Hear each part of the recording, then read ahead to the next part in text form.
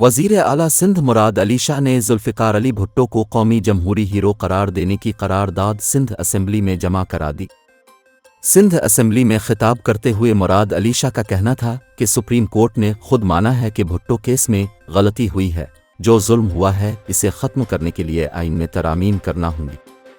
वज़ीर आला सिंध ने कहा कि जुल्फ़िकार अली भुट्टो को सरकारी तौर पर शहीद डिक्लेयर किया जाए।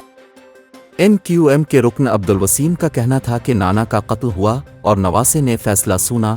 हम ऐसे मुल्क में रह रहे हैं जहां इंसाफ का फुकदान है। PTI के हिमायत याफ्ता आज़ाद उम्मीदवार शबीर कुरैशी का कहना था कि जुल्फ़िकार अली भुट्टो ने अवाम को शऊर दिया। साबित हो चुका अवाम के लिए लड़ने वालों के साथ किया सलूक होता है।